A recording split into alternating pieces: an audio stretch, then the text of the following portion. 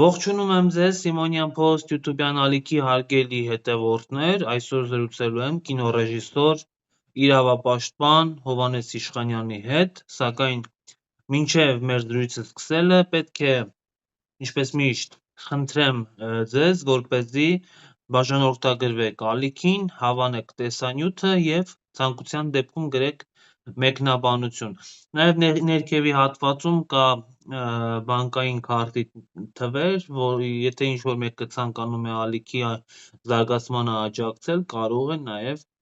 իր լուման ներդնել։ Բարև ձեզ, պարոն Իշխանյան։ Բարև ձեզ։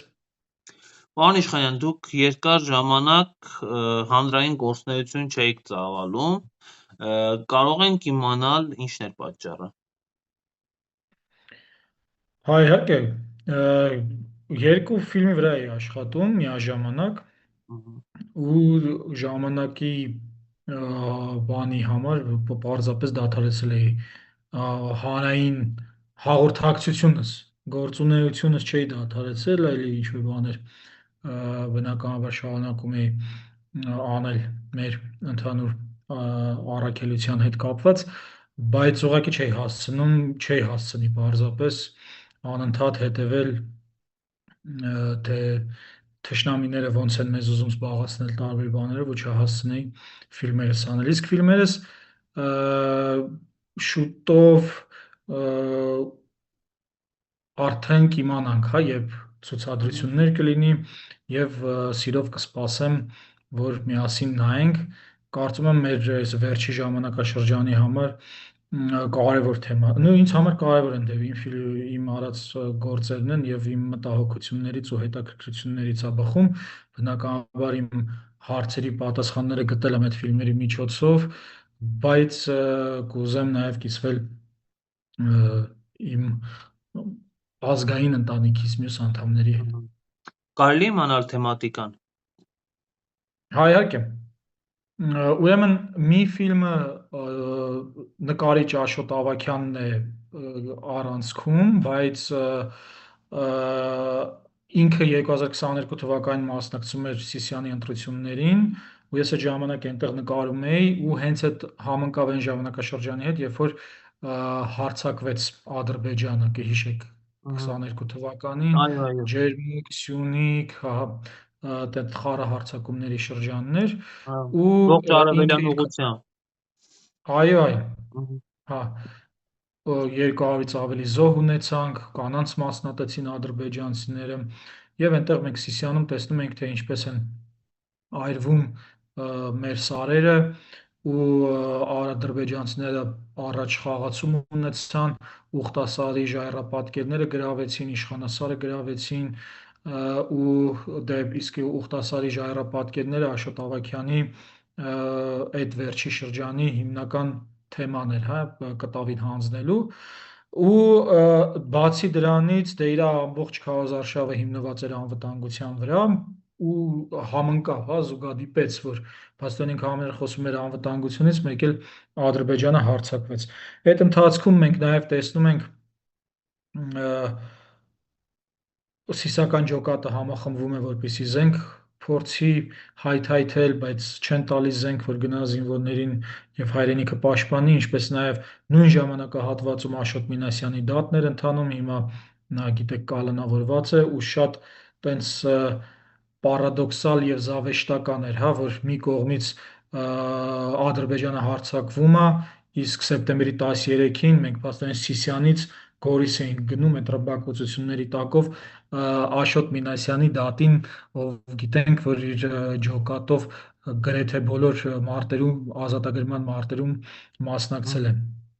Արցախի։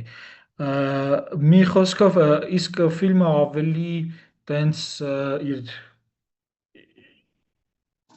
իր հետազոտական բնույթը ընկղմված է ավելի տենց սերունդների շարունակականության ու պայքարի հարատևության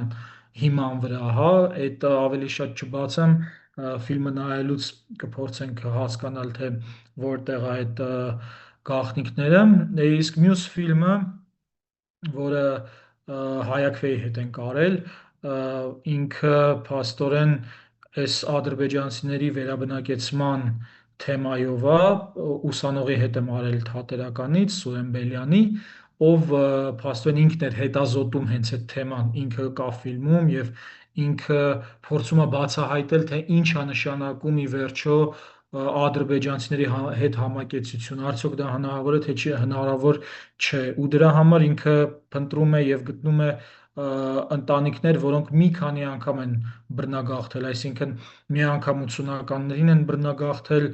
Ադրբեջանից Արցախ եւ հիմա էլ գիտենք Արցախից փաստորեն եւս մեկ անգամ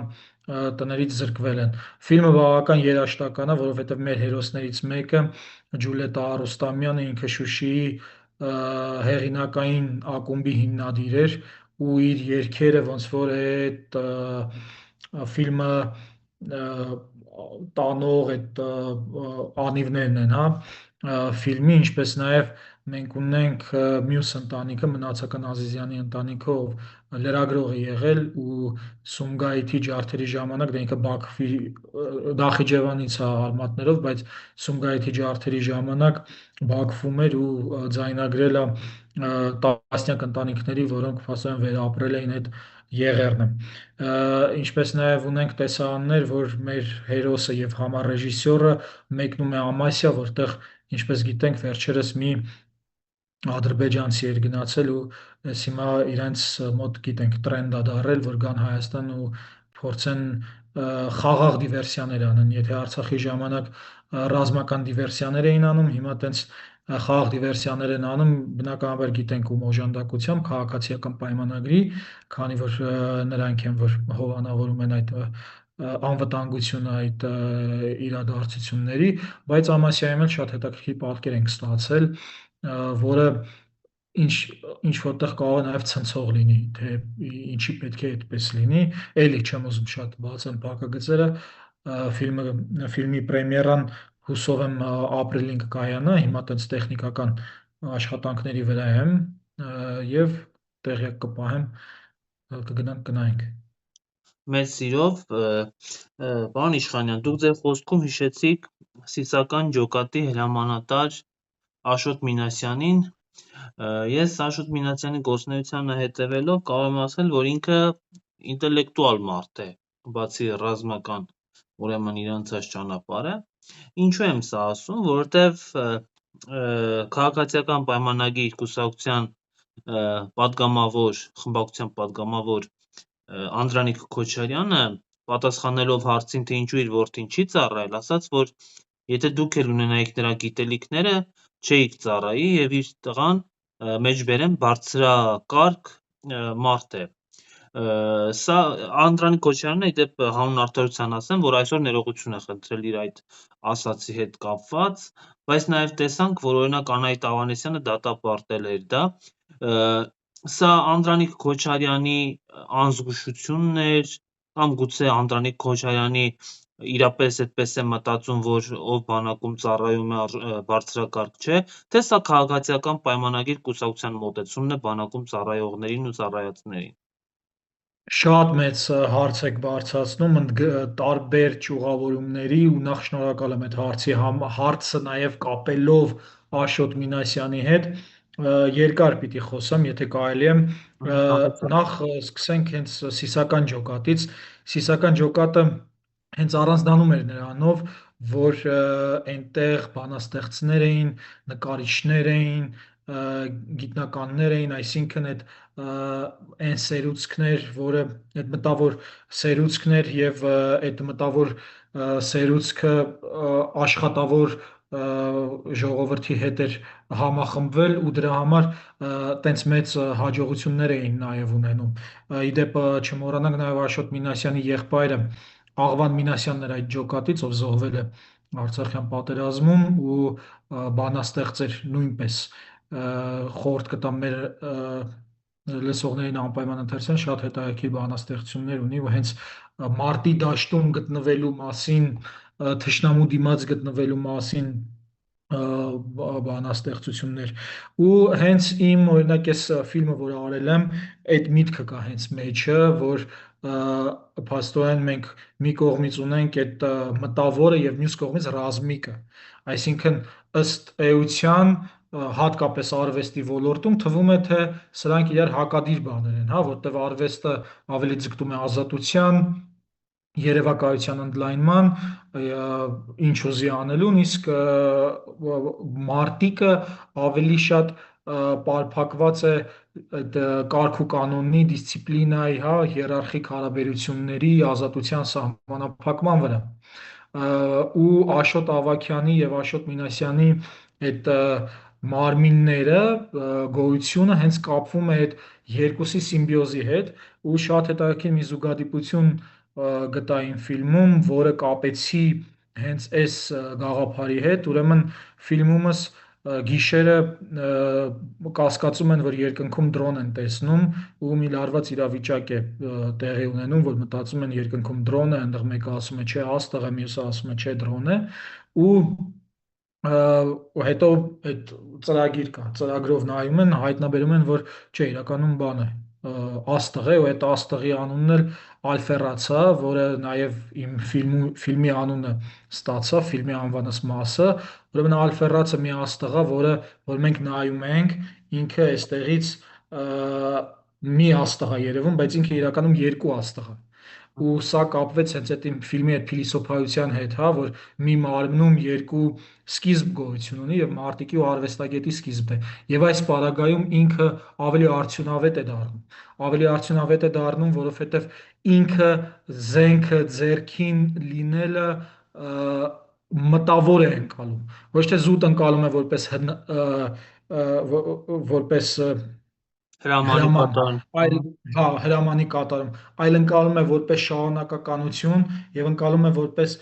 պատասխանատվություն ու ապագայի շարժվելու եւ զարգանալու հնարավորություն։ Ու այստեղ է որ հենց այս մտավոր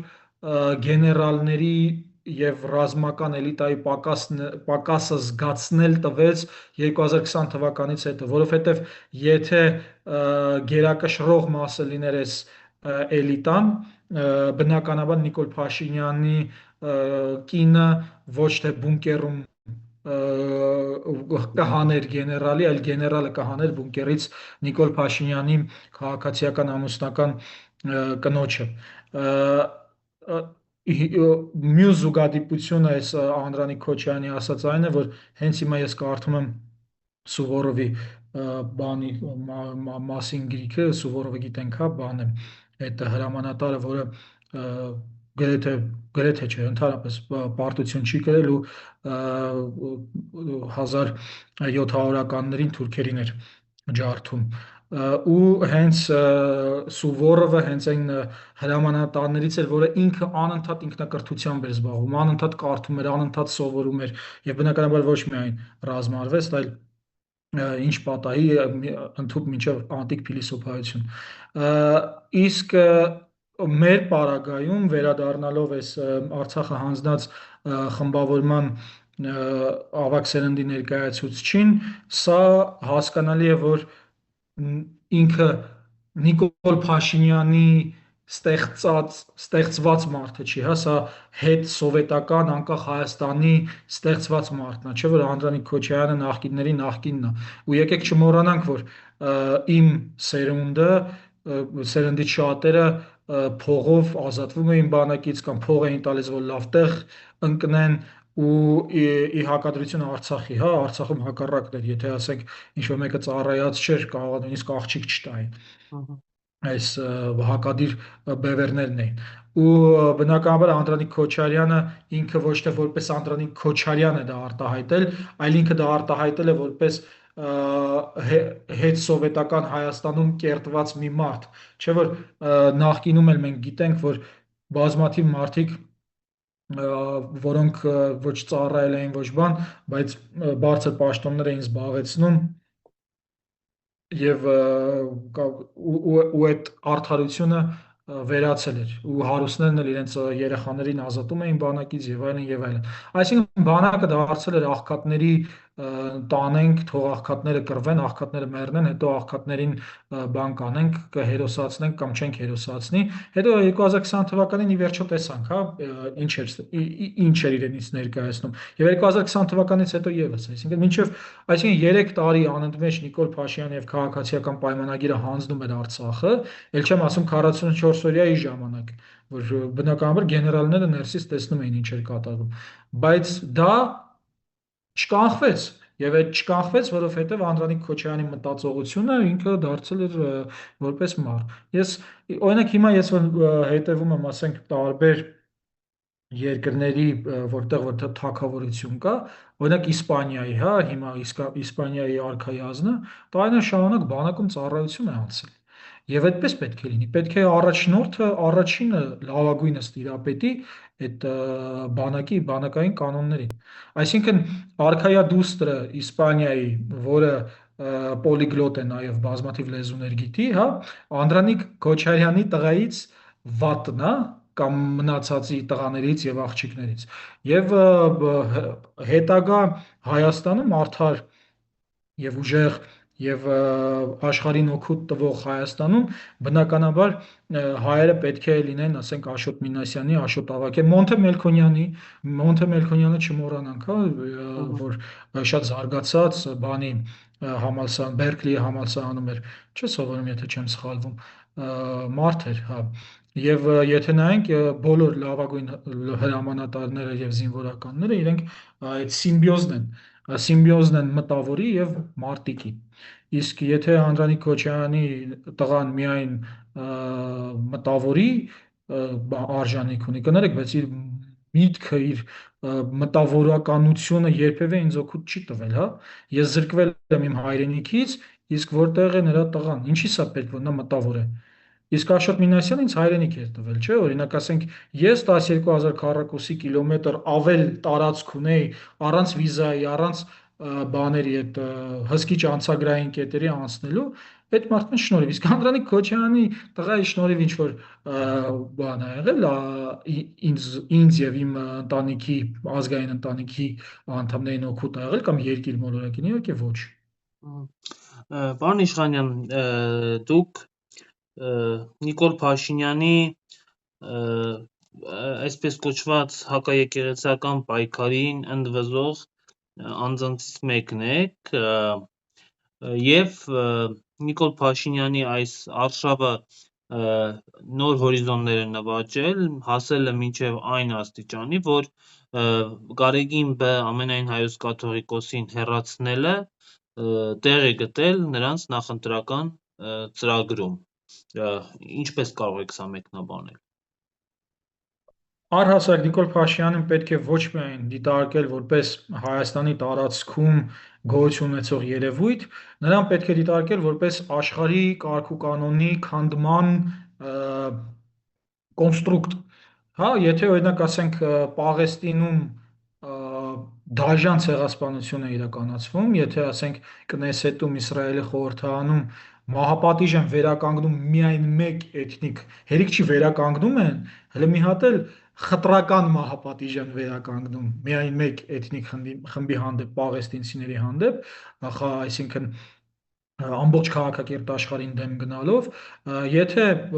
Ամերիկայի Միացյալ Նահանգները սպանում է, ասենք, շիաների եւ Իրանի առաջնորդին եւ նրանց հրամանատարության խախտելով բոլոր միջազգային կանոններն ու իրավունքները,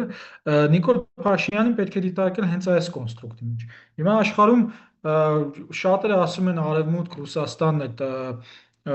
հակամարտությունները, բայց դրանք միայն տարածքների անուններն են։ Իսկ ինչ է իրականում կատարվում։ Մի կողմից կարգուկանոնի հաստատման պայքար է գնում, մյուս կողմից այդ կարգուկանոնը վերացնողներն են։ Չէ՞ որ ի վերջո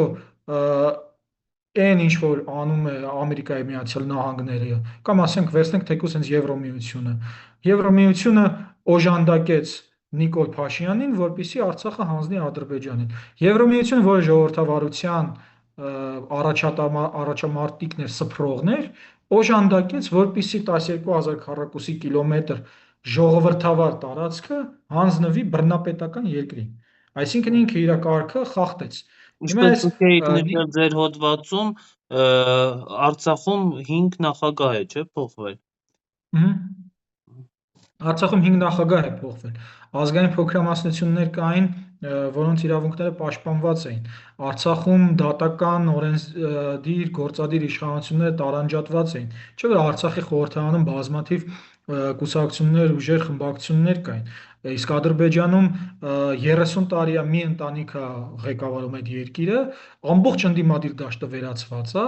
ազգային փոքրամասնությունների առաջնորդներին սպանում են բանտերում, թույլ չեն տալիս, որ լեզգիները, թալիչները իրենց լեզուն եւ մշակույթը լիիրավ օգտագործեն, ինչպես նաև բազմաթիվ լրագրողներ են բանտեր գցել, նույնիսկ հայերի հետ խաղաղության կոչանող մի հատ տղա կար, եթե չեմ սխալվում, Աբասով էր անունը, 10-ից ավելի տարի ազատազրկման էին դատապարտել, այսինքն սա է Ադրբեջանը եւ Եվրոմիությունը համաձայն է, որ աշխարհում 12,000 քառակուսի կիլոմետր ավել տեղ դա տեղի ունենա, այսինքն սա հասկանում ենք, որ կարգը, որով Եվրոմիությունը առաջնորդվում է, հենց ինքը տապալել է ու հիմա ասենց եթե տեսնեք այս ընտրությունների ժամանակ ասենց վերջի հնարավորություններից են բռնվում, հա, ասենց են որ ասենք մաֆիա խաղալուց մեկը աչքերը բացում էր, որ տեսնի ով է բան, չէ, տենց ասենք մաֆիա կամ մի խոսքով այդ դաղալություններն են անում են վերջին, որ անկման մեջ գտնվող ուժի վերջին ճիքերն են։ Հիմա ես չեմ ասում, կարող է իրանք ընտրություններում ամենաշատ ձայնը ստանան, բայց ամենաշատ ձայնը ստանալը չի նշանակում, որ նրանք իշխանության են, եւ բնականաբար մենք հասկանում ենք, որ ընտրությունները կեղծվում են ոչ թե քվեարկության օրը, այլ քվեարկությունից դեռևս մի քանի տարի առաջ կեղծվում են։ Դա մեկ, երկրորդ Նիկոլ Փաշինյան եւ քաղաքացիական պայմանագիրը անլեգալ ահաբեկչական իշխանություն է, որովհետեւ նա գործում է ոչ թե օրենքներով, սահմանադրությամբ եւ միջազգային իրավունքով, այլ գործում է ահաբեկչական տրամաբանությամբ։ Նրանք հանձնել են Արցախը սահմանադրությունը խախտելով, Տավուշի տարածքները առանց ինձ ու ձեզ հարցնելու։ Նրանք սահմանադրությունը խախտելով եկեղեցու դեմ են Հայաստանում օրինական գրանցված կրոնական կազմակերպության մեջ են ներխուժել, ինչպես նաև հիմա ծրագրի մեջ, փաստորեն ծրագրի մեջ ներկայացրել են մի բան, որը հատուկ է, ասենք, բանին։ Ենթադրենք Հիտլերը ծրագրում գրեր, որ ես գալու եմ իշխանության ու բոլոր հրեաներին վերացնեմ, սա համարժեք է նրան, ինչ որ գրած է այս մարդու ծրագրում։ Հետևաբար քաղաքացիական պայմանագիրը իրավունք չունի մասնակցելու այս ընտրություններին։ Գիտեք, ես տեսա, որ այսօր ուժեղ Հայաստանը ցույց էր կազմակերպել այդ բանի օրենքի փոփոխության համար, բայց ես խորհուրդ կտամ բոլոր ուժերին համախմբվել եւ թույլ չտալ, որ քաղաքացիական պայմանագիրը մասնակցի։ Իրավունք չունեն։ Այդ կետը, որ դրել է, ել չեմ նախքին արածներով իրավունք չունեն։ Բայց այդ կետը, որ մտցրել են, իրենք պետք է ամբողջ օրը հիմա կենտրոնական ընտրազոկան հանձնաժողովի մոտ ցույցեր անեն, պահանջելով, որ քաղաքացիական պայմանագիրը չմասնակցի։ Քաղաքացիական պայմանագիրը ռասիստական, ապարտեիդական, ցեղասպան կուսակցություն է եւ դա գրված է նրանց ծրագրում։ Գրել են, չէ, ասել են, որ գանք Հայաստանում օրինական գրանցված կրոնական կազմակերպության առաջնորդին հեռացնելու ենք, չհասկացա, կա գիտեք բանը, Բոլտուգայքի դարնա, որ Այն ասենք ինչ-որ հաջողությամբ կարող գրեն, որ գանք իշխանության բանկերից փողերը վերցնենք, բաժանենք ժողովրդին, ասենք։ կարան, էդ էլ կարան գրեն, բայց իրանք ավելին, իրանք կրոնական ռասիզմի կետ են գրել, հասկանում եք, սա բանի ոչ միայն Հայաստանի ներպետական սահմանադրության խախտում է, այլ նաև Եվրոպական կոնվենցիայի խախտում է։ Ու հիմա մայիսի 4-ին եւ 5-ին որ գան այդ եվրոպացիները, եվրոչինովնիկները, ինչ պետք է ասեն։ Պիտի ասեն, դե մենք պաշտպանում ենք Հայաստանի ժողովրդավարությունը, ՏՌՖՍ-ն եւ այլն եւ այլն։ Հիմա մեր լրագրողները պետք է գնան ասեն, ընկեր ջան, այս կետը, այս ծրագրում դու տեսել ես, հա, տեսել ես, դու պաշտպանում ես մարդուն, որը կրոնական կազմակերպության է ճնշում եւ քիթը խոթում է դրա մեջ։ Մի խոսքով, վերադառնալով քաղաքացիական պայմանագրի էությանը եւ անելիքներին, այստեղ անելիքները քաղաքացիական պայմանագրին զրկելն է ընտրություններին մասնակցելուց։ Նրանք իրավունք չունեն մասնակցելու եւ նրանք եթե նույնիսկ 99.9% քվե ստանան, նրանք միևնույն է անլեգալ իշխանություն են, որոնք բռնի տիրացել են մեր լծակների։ Եվ վերջին հարցը, քանի որ դուք կինոռեժիսոր եք, ես հենց ձեր ոլորտից կտամ այդ հարցը։ Այսօր ուրեմն իմ հարցմանը պատասխանել էին Հայաստանի կինոյի հիմնադրամից։ Ես հարցրել էի, թե ինչ ճակատագիր ունեցավ «Մեյլ» հայտնի ֆիլմը, որի համար Հայաստանի իշխանությունները, կառավարությունը 20 միլիոն դրամ գումար էր տվել, եւ ինձ ասել էին, որ ֆիլմը նկարահանվել է փաստորեն եւ ցուցադրվել է Ճապոնիայում եւ Հոլանդիայում։ Նորմալ է, երբ որ Հայաստանի հարկատուների հաշվին ֆիլմ է նկարվում, բայց Հայաստանի հարկատուները այդ ֆիլմը չեն տեսնում։ Ես այդ ֆիլմի պատմությանը որոշակի տեղյակ եմ ու գիտեմ, որ դա արվել է հերոսների պաշտպանության համար, եթե չեմ սխալվում, բայց Իննա Սահակյանն է ռեժիսորը, ես կարծում եմ ավելի ճիշտ կլինի նրա հետ զրուցել, նա ավելի մանրամասն կանի, օրինակ իմ ֆիլմը, որը Լայպցիգում այդ ամենահին դոկումենտալ փառատոնն է, հա, հեղինակավոր, որտեղ ես մրցանակ ստացա, չեմ ցուցադրել Հայաստանում իմ հերոսների խնդրանքով, թեև ինքը բան չի, Հայաստանի հարկատուների փողերով նկարահանված ֆիլմ չի, հա, հայ-ֆրանսիական արտադրություն է, բայց հայկական կողմը ես եմ եղել առանց պետության աջակցության։ Այդ ֆիլմը, հա, չեմ ցուցադրել Հայաստանում, թեև կուզեի, բայց հերոսների անվտանգության հարց կա եւ չեմ, այսինքն ֆիլմում տենց խնդիրներ էլ կարան առաջանան եւ ես հույս ունեմ, որ կգա ժամանակ, երբ որ Հայաստանը կլինի այնպիսի տեղ, որ այդ ֆիլմերը ցուցադրելը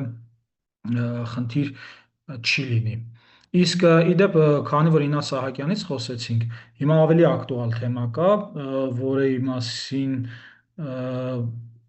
արժի խոսել։ Իննա Սահակյանի «Ավրորայի լուսաբաց» ֆիլմը անիմացիոն վավերագրական ֆիլմ է